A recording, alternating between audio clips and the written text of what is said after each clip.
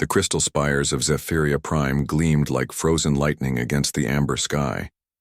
Admiral Kethvar watched through the observation deck as his fleet's shadow fell across the colony world below. 37 hegemony dreadnoughts hung, in perfect formation, their weapon arrays charged and ready. "All systems green, Admiral," reported Commander Vextal from his position at the tactical station. His forearms moved with practiced efficiency across the holographic controls. The human settlement shows no military response, no shields, no weapon signatures. Kethvar's mandibles clicked in satisfaction. Humans were supposed to be clever, but apparently not clever enough to recognize their doom approaching from the void. 15,000 colonists, he mused, studying the data streams. The largest human settlement outside their home system. When we glass this world, it will send a message that echoes across the galaxy. The Admiral's skin rippled with the deep purple patterns that indicated anticipation among his species. For 3 cycles, the galactic hegemony had watched humanity expand into space with growing concern. These upstart mammals had violated the unwritten laws of the galaxy. They settled worlds without permission, traded without licenses, explored without restraint. Today, that ended. "Sir." Vextal's voice carried a note of confusion. "I'm detecting some unusual energy signatures from the outer system. Could be solar interference, but focus on the target, Commander." Kethvar interrupted. "Begin the bombardment sequence. I want those cities reduced to glass within the hour."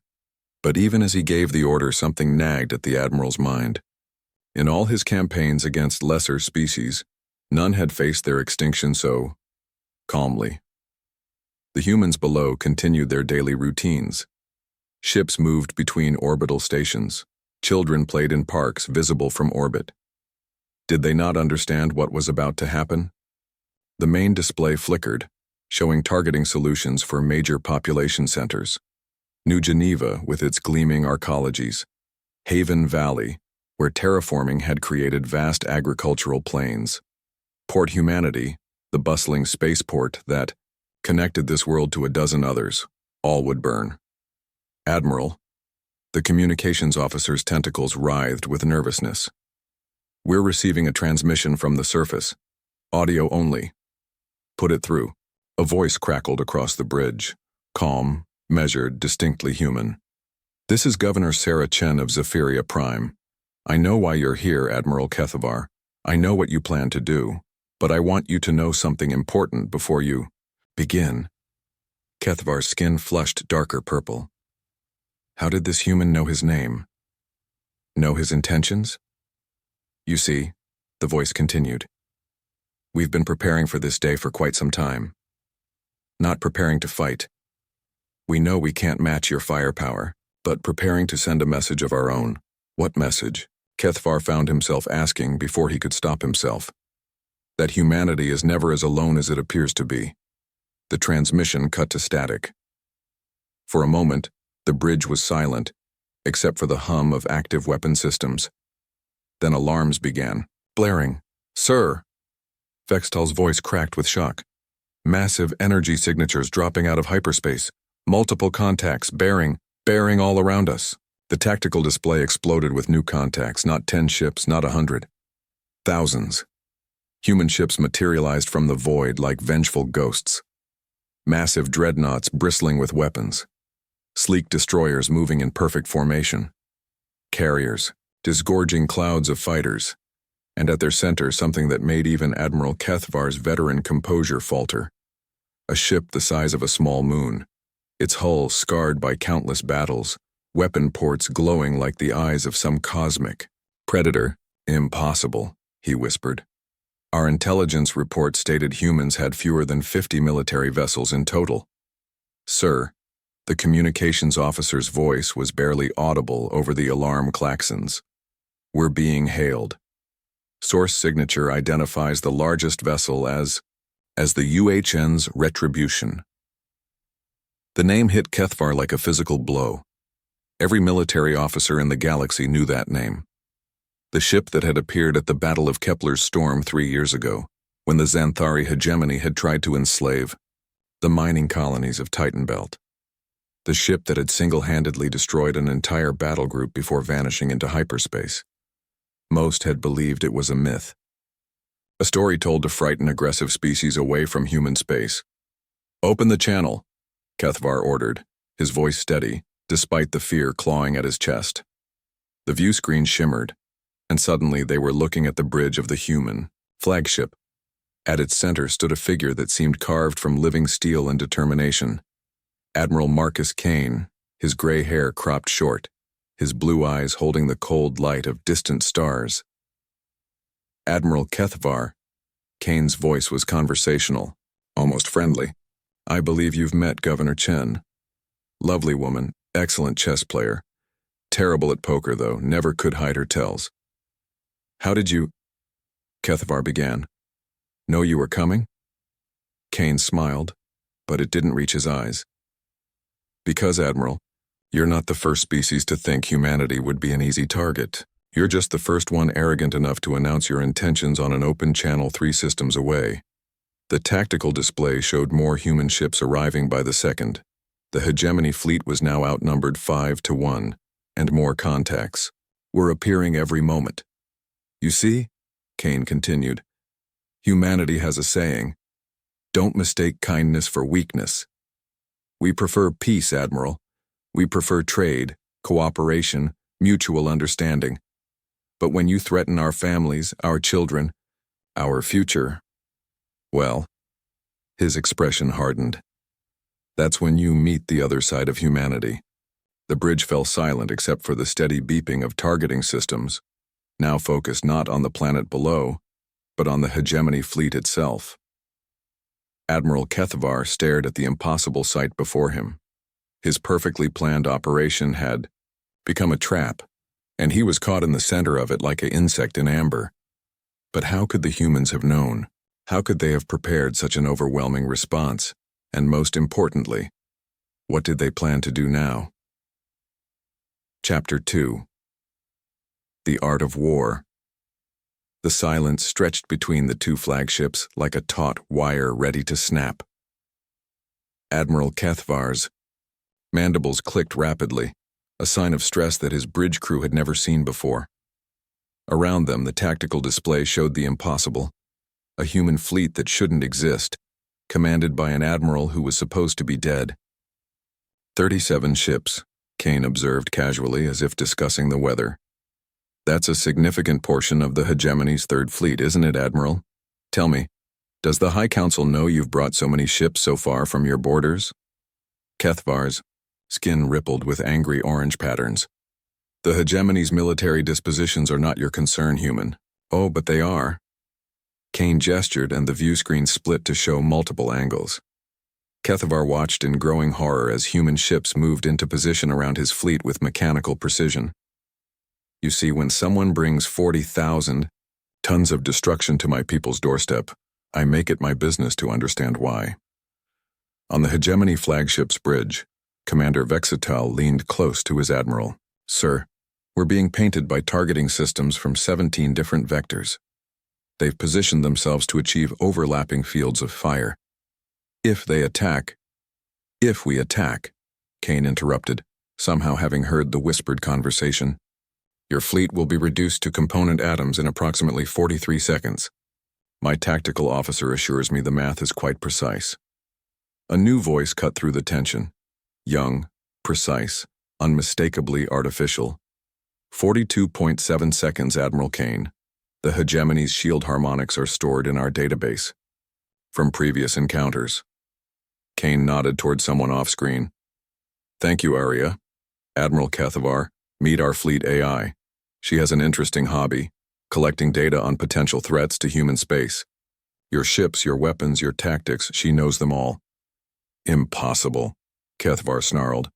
"Artificial intelligence is forbidden by Galactic Convention. No species has successfully—" "No species except humanity," Kane corrected. "We have a different relationship with our artificial minds than most. Arya, would you care to introduce yourself?" The AI's voice carried an almost musical quality. "Greetings, Admiral Kethvar. I am Arya, Autonomous Reasoning and Intelligence Assistant.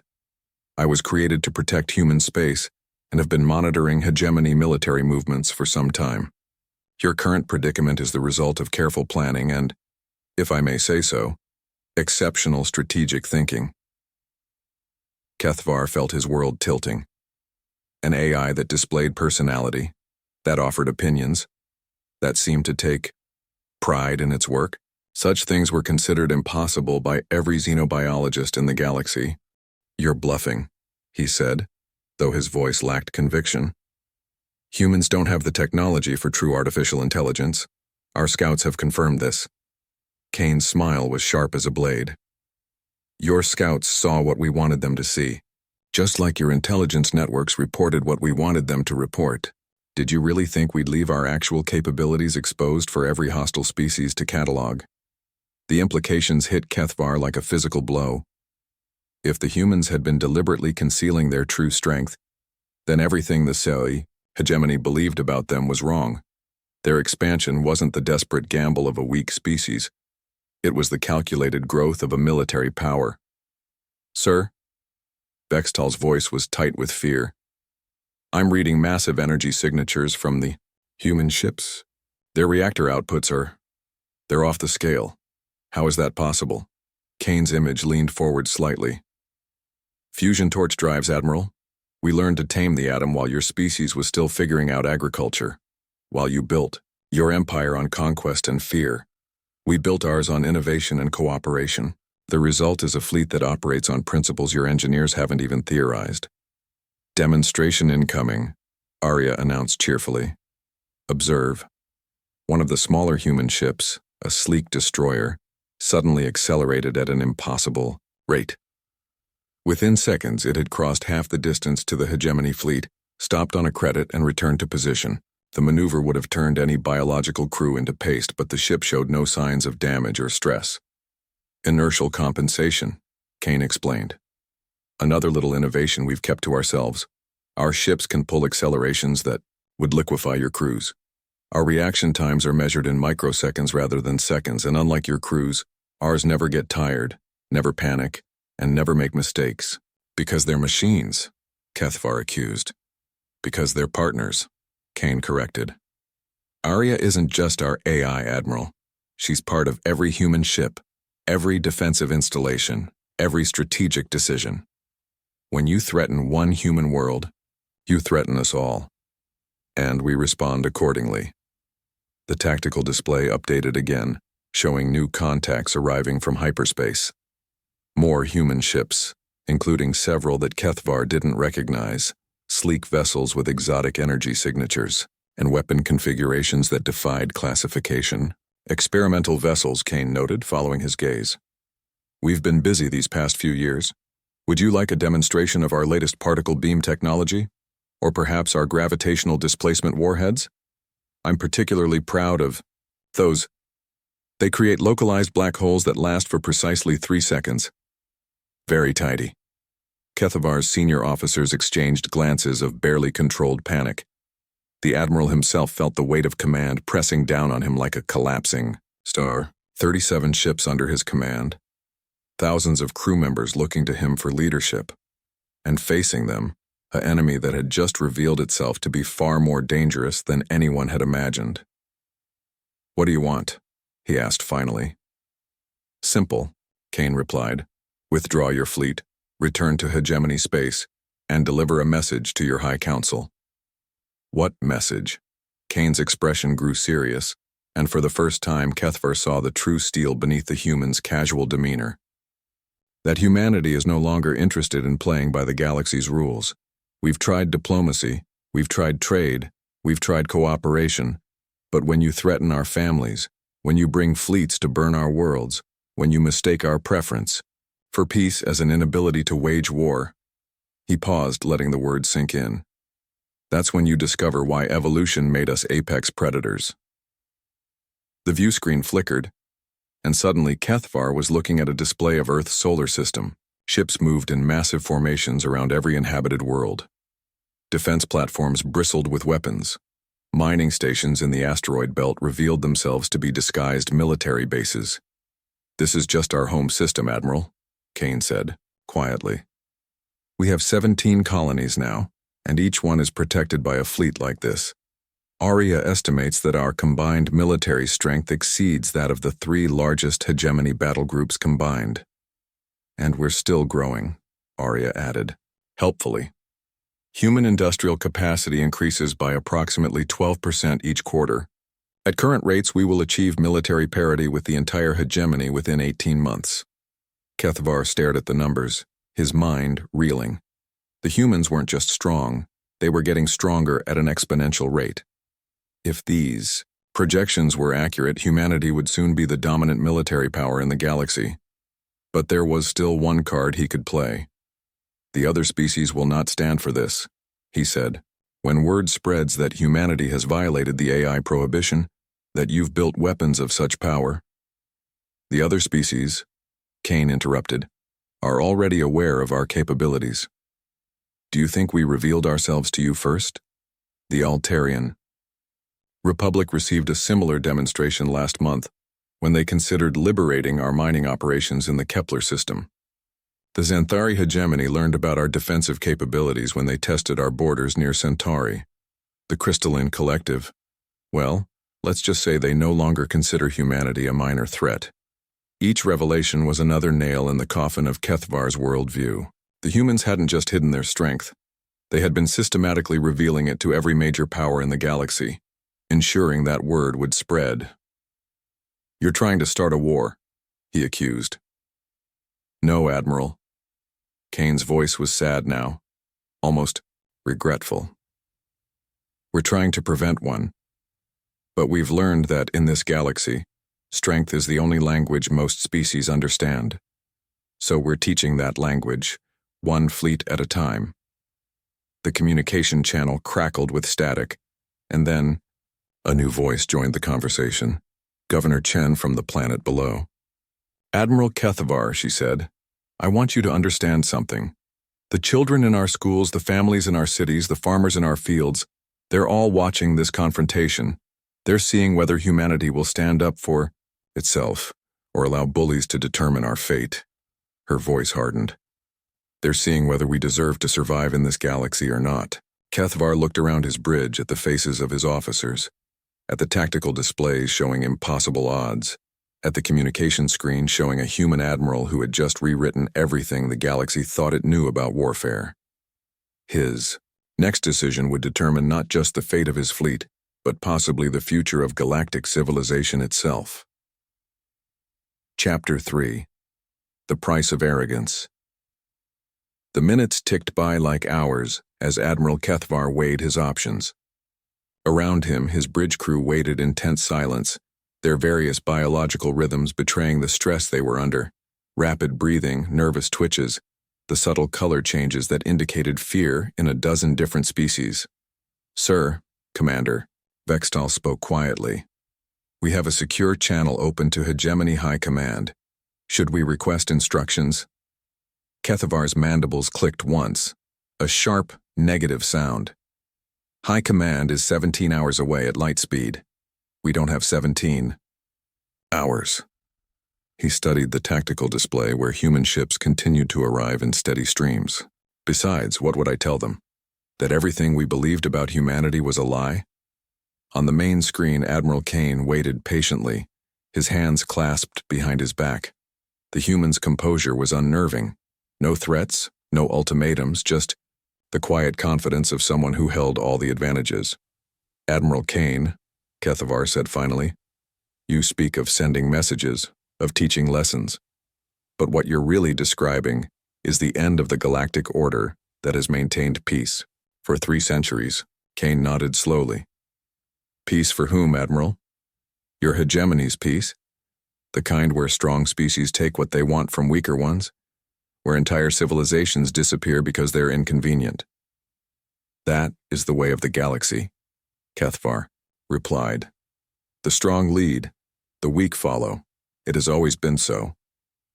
Has it? Kane gestured, and the main screen split to show a series of images. Star charts, colony worlds, trade routes.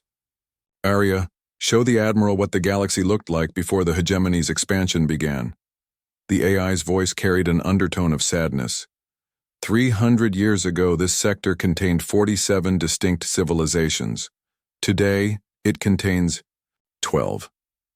The hegemony absorbed some through voluntary association. Others were eliminated as threats to galactic stability. Still others simply vanished.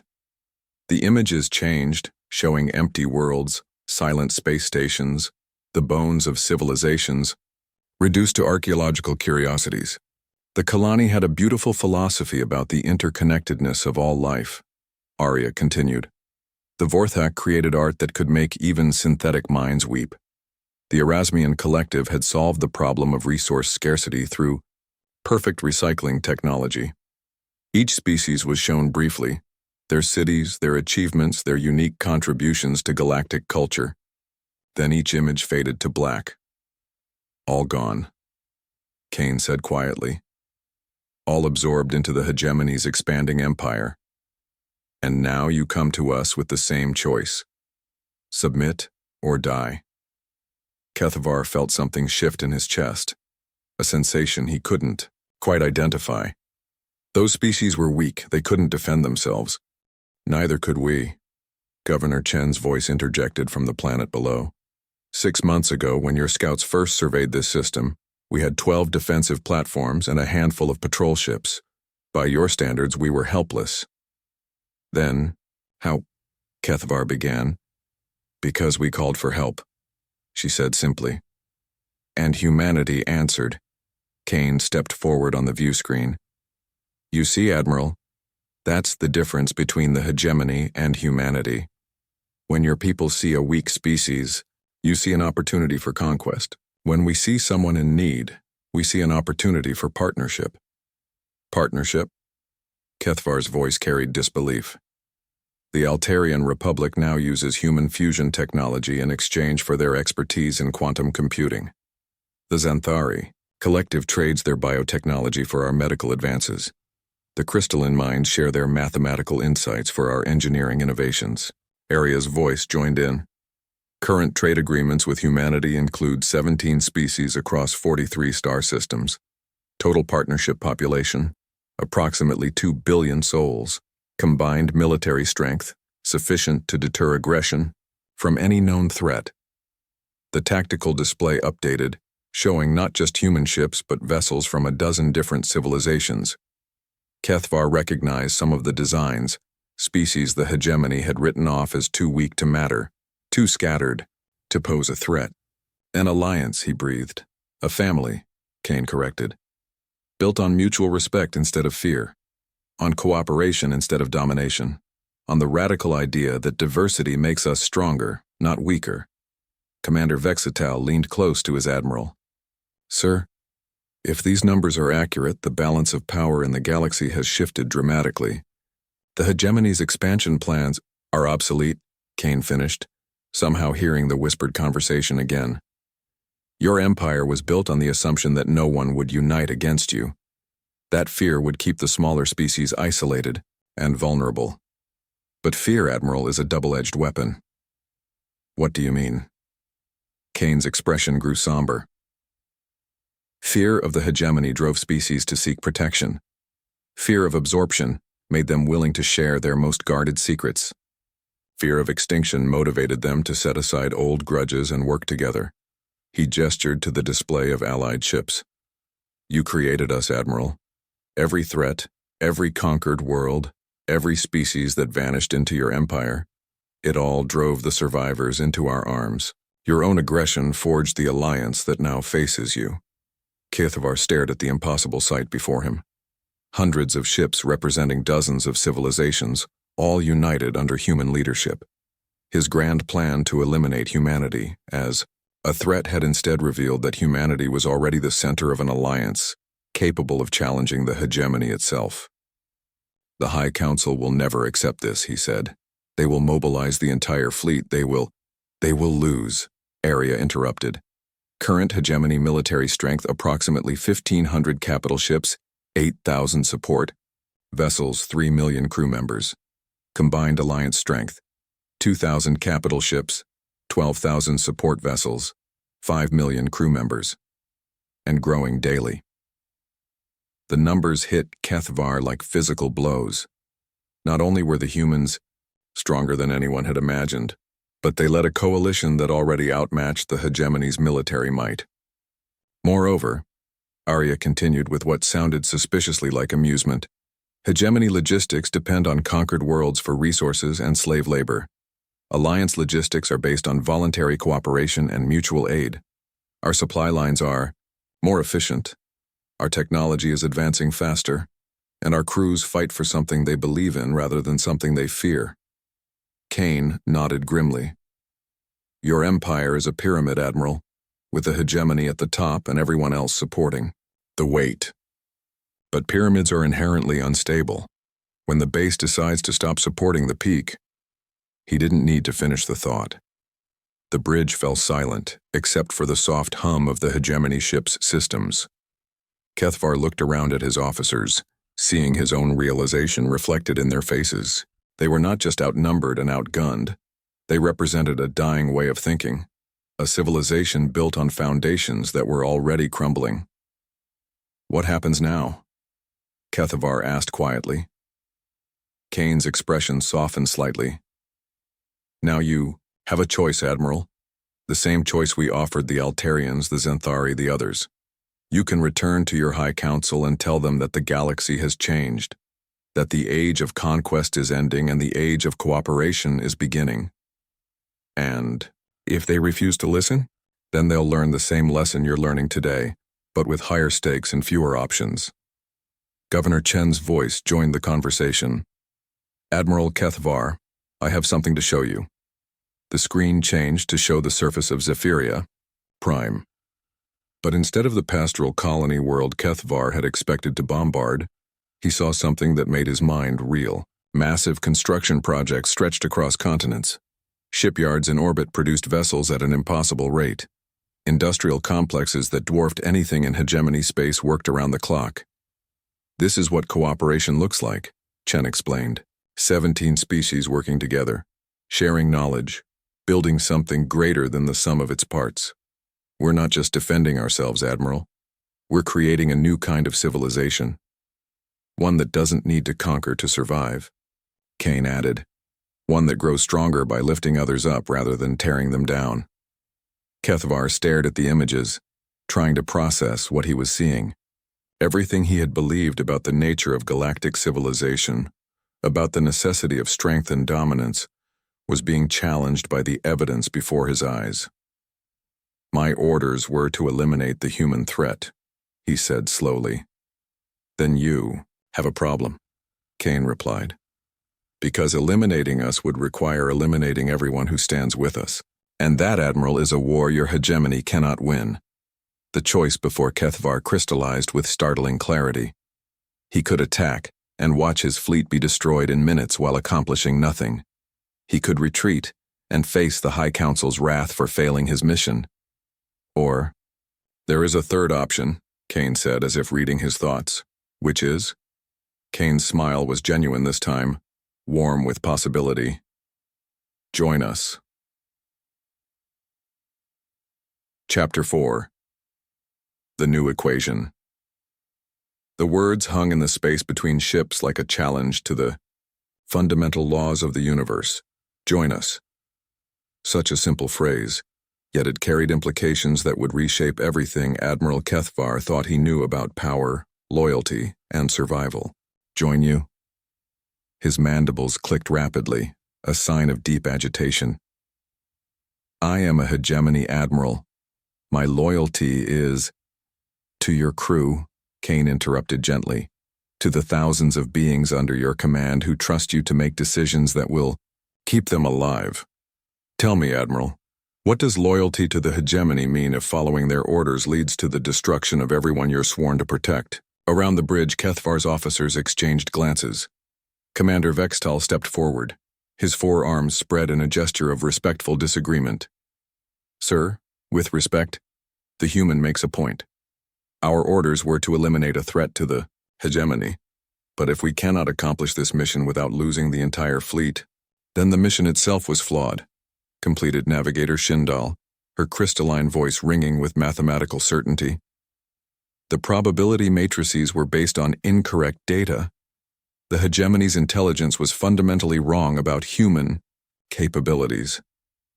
Kethavar looked at each of his senior staff, seeing in their faces the same realization that was dawning in his own mind. They were not just facing military defeat. They were confronting the collapse of their entire worldview. "What exactly are you proposing?" he asked Kane. The human admiral gestured, and the view screen split to show multiple images: hegemony worlds, trade routes, military installations. But something was different about these images. Instead of the harsh, militaristic aesthetics, Kethavar knew these worlds showed signs of prosperity, growth, and happiness. "These are hegemony systems that have already begun the transition," Kane explained. 17 worlds so far, representing 40 million beings. They've discovered what we learned long ago, that cooperation is more efficient than coercion. Aria's voice added context. Economic productivity in transitioning systems has increased by an average of 34%. Crime rates have dropped by 67%. Resource conflicts have been eliminated entirely through advanced recycling and synthesis technologies. "Impossible," Kethavar breathed. "The hegemony's control systems are designed to suppress rebellion, not to prevent cooperation," Kane said. "Your High Council never imagined that entire worlds might simply choose a better way of living." The images changed to show massive construction projects, space elevators, orbital habitats that dwarfed anything in official hegemony space. But most shocking of all were the species working together, traditional hegemony clients alongside humans, sharing technology and resources as equals. "The Morvani were conquered by the hegemony 3 decades ago," Kane continued, pointing to one of the images. "Their homeworld was strip-mined for rare metals, their population enslaved to work in the extraction facilities. Today, they're the IE Alliance's foremost experts in sustainable mining technology. They've not only restored their homeworld, they've made it more beautiful than it ever was." Commander Vextal's voice was barely a whisper. "The Morvani? But they were classified as extinct after the resource wars." "Officially, yes," Arya confirmed. "The hegemony found it convenient to list them as extinct, rather than admit they had driven an entire species to the brink of destruction. In reality, 12,000 Morvani survived in hidden settlements. The Alliance found them, aided them, and helped them rebuild." Kethavar felt something crack inside his chest. The Morvani. He remembered the reports from that campaign. The casual notation that a species had been eliminated as a strategic threat. He had never questioned those reports, never wondered what elimination actually meant in practical terms. "How many others?" he asked quietly. "Species listed as extinct by the hegemony but actually surviving in Alliance space."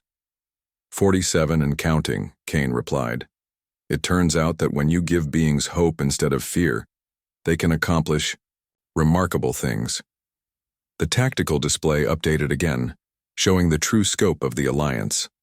Not just ships and weapons, but vast networks of trade, communication, and cooperation spanning hundreds of star systems. What the hegemony saw as scattered weak species, the Alliance had organized into a thriving civilization. "But the High Council will never accept this," Kethavar protested. "They will see it as treason, rebellion. They will mobilize everything." "Will they?" Kane's expression grew serious. "Arya, show the Admiral what's happening on the hegemony homeworld." The screen shifted to display long-range surveillance images of the hegemony's capital system. But instead of the bustling military preparations Kethavar expected, he saw something that made his blood run cold: empty shipyards, mothballed fleets, construction projects abandoned half-finished. "The hegemony's economy is collapsing," Arya explained with clinical precision. "Their expansion model requires constant conquest to provide new resources and slave labor. But expansion has stopped because they've encountered organized resistance. Meanwhile, the Alliance offers better trade terms, better technology, and better living conditions to potential partners." The economic data was devastating. Trade with Alliance worlds had dropped by 80%. Tax revenues from conquered Species were at historic lows. Even the hegemony's core worlds were experiencing unrest as living standards declined. The High Council is facing a revolution, Kane said quietly. Not from without, but from within. Their own people are beginning to question why they should suffer for an empire that brings them nothing but war and hardship. Kethvar stared at the data, his mind reeling. This is the end of everything. No, Governor Chen's voice interjected from the planet below. This is the beginning of everything. The end of an empire built on fear and oppression, yes, but the beginning of something far greater. The view screen changed to show the surface of Zephyria Prime again, but this time focusing on something that made Kethvar's breath catch. In the central plaza of New Geneva, representatives from dozens of species were gathered around a massive holographic display showing star charts, trade routes, and exploration vectors. The first Galactic Cooperation Summit, Chen explained. 300 species working together to map out the next phase of galactic civilization, not through conquest or domination, but through partnership and mutual aid. But how do you maintain order? Kethvar asked, falling back on the fundamental assumption of his entire military career. Without central authority, without the threat of force, how do you prevent chaos? Kane smiled. The same way humans maintained order in their earliest civilizations, Admiral, through law, justice, and the recognition that everyone benefits when everyone prospers. Arya's voice carried what sounded almost like enthusiasm. The Alliance Charter establishes a framework for dispute resolution, resource sharing, and collective defense. Violations are addressed through diplomatic means, economic sanctions, and as a last resort, collective action. The system has resolved 47 major disputes without a single shot being fired. Collective action, Kethvar repeated. You mean war. I mean protection, Kane corrected. When someone threatens any member of the Alliance, they face all of us. But the goal is never conquest or punishment. It's preservation and deterrence. The implications were staggering. Instead of the hegemony's model of expansion and absorption, the Alliance offered a system where strength came from unity rather than dominance. Admiral, Commander Vextal spoke up. If even half of this is true, then the hegemony as we know it is finished. The question becomes, do we go down with it? Or do we help our people transition to something better? Kethvar looked around his bridge one more time, seeing his officers not as subordinates in a military hierarchy, but as beings whose lives depended on his next decision. Beyond them, he thought of the 37 ships under his command, the thousands of crew members from dozens of different species, all looking to him for leadership. If I were to consider this, he said slowly, what would happen to my fleet, to my people? Kane's expression grew gentle. They would be welcomed as equals in the Alliance. Your ships would be retrofitted with our technology, not to serve as weapons of conquest, but as tools of exploration and protection. Your crews would have the chance to see the galaxy as partners rather than conquerors. And me? You would remain their admiral if they chose to follow you. Leadership in the Alliance is based on competence and consent, not appointment from above. Your people would decide whether you were the leader they wanted. The weight of the decision pressed down on Kethvar like the gravity of a neutron star. Everything he had been taught, everything he had believed about the nature of power and civilization, was being challenged by the evidence before his eyes. But more than that, he was being offered something he had never imagined possible. A chance to lead not through fear but through hope. There is one more thing, Kane added. Something you should know before you decide. What? The High Council is not unaware of what's happening. They know their empire is crumbling, know that their traditional methods are failing, and they've decided on a final solution. The words sent ice through Kethvar's veins. What kind of solution? Arya's voice carried unmistakable urgency. Intelligence intercepts indicate the High Council is preparing to deploy their doomsday fleet, planet killer weapons, stellar destructors. They plan to destroy every world that has joined the Alliance along with Earth itself. No, Kethvar whispered. They wouldn't. The devastation would be total. Kane finished grimly. They're calling it the final cleansing. If they can't rule the galaxy their way, they'll make sure no one can rule it at all. The bridge fell into stunned silence. Even for beings accustomed to the hegemony's ruthlessness, the scale of what was being proposed was beyond comprehension.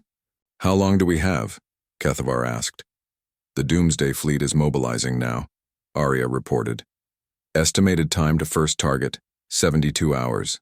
They're beginning with the Alliance's most strategically important worlds, including Earth.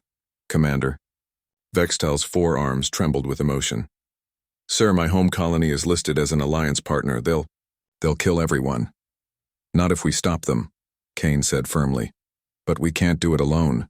We need every ship, every ally, every advantage we can get. Kethavar looked at his tactical display, where his 37 ships hung surrounded by the Alliance fleet. 37 ships that could make the difference in the coming battle. 37 ships whose crews deserved to know what they were fighting for. Open ship-wide communications, he ordered.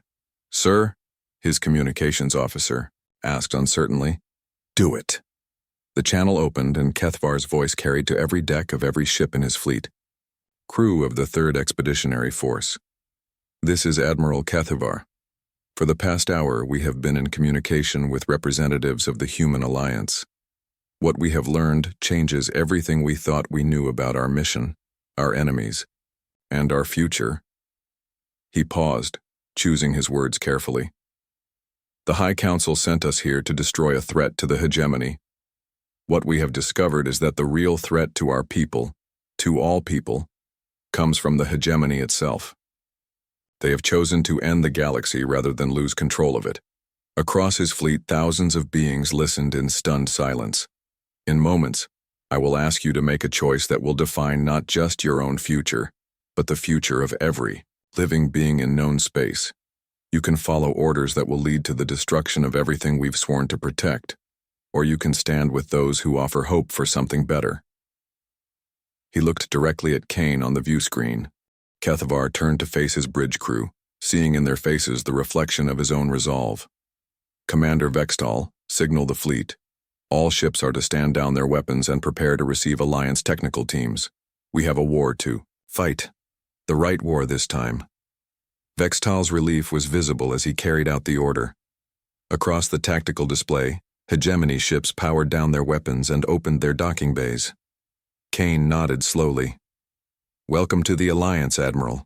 Kethavar, now let's save the galaxy. Ersinger, Epilogue. The battle for tomorrow.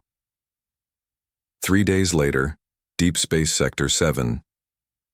The space around the binary star system of Kepler 442 had become the largest battlefield in galactic history.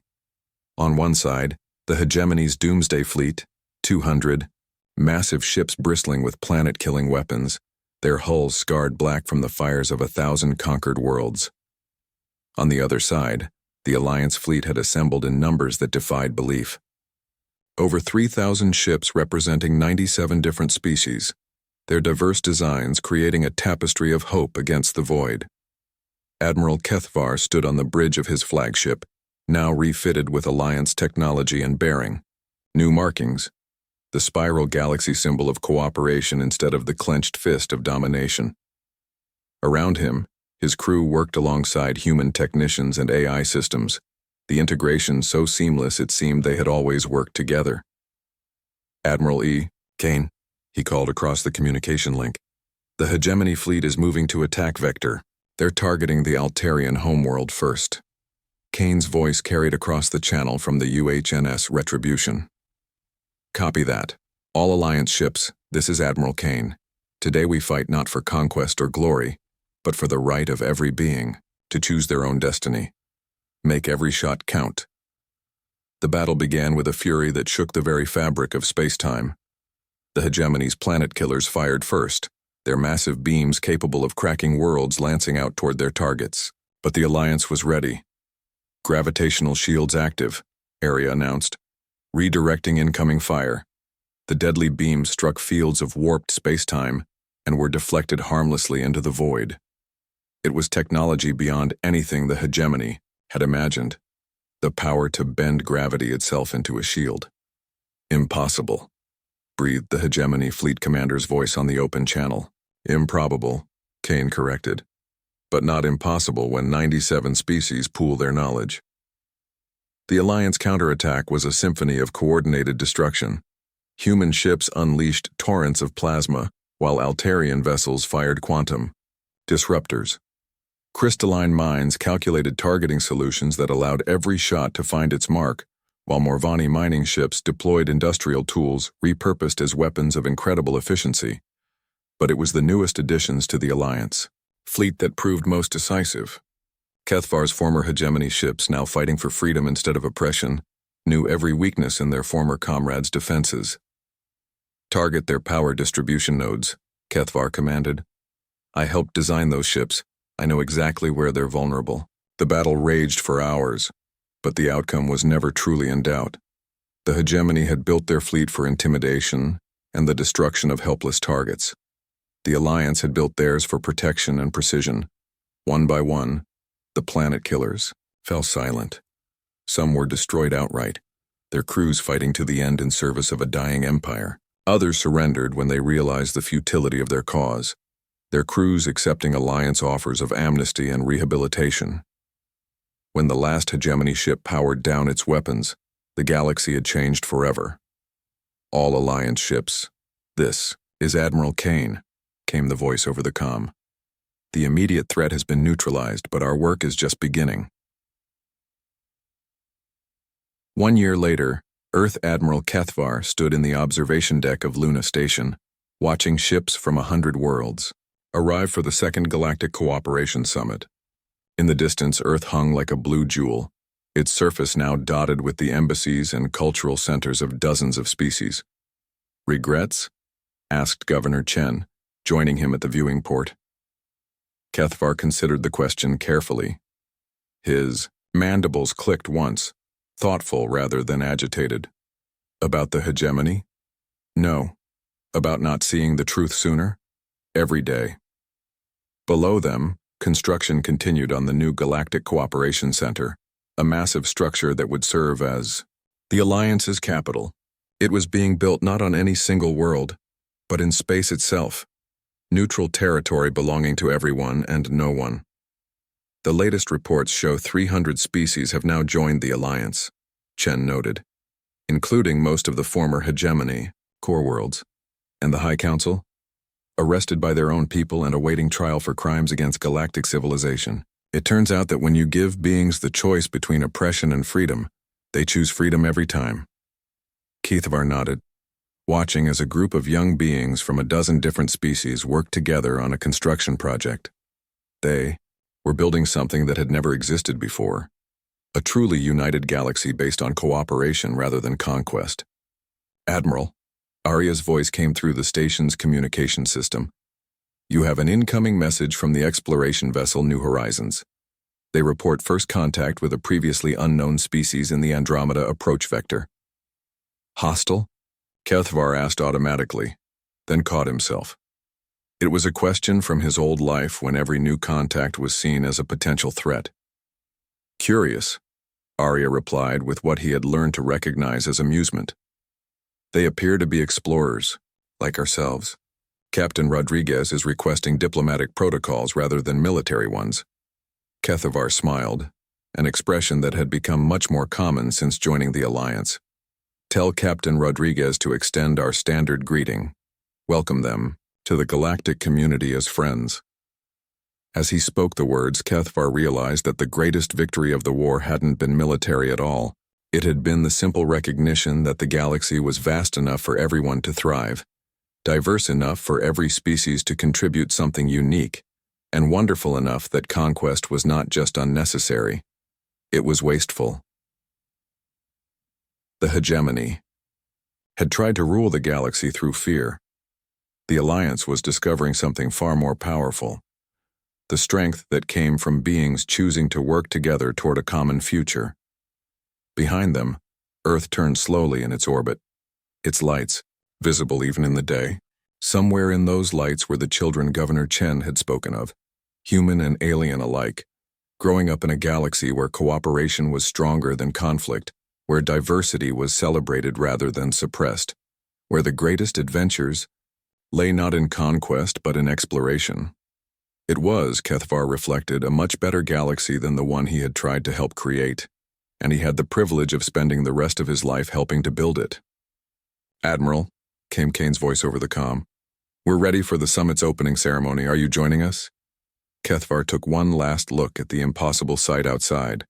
Ships from 100 worlds, beings working together who had been enemies.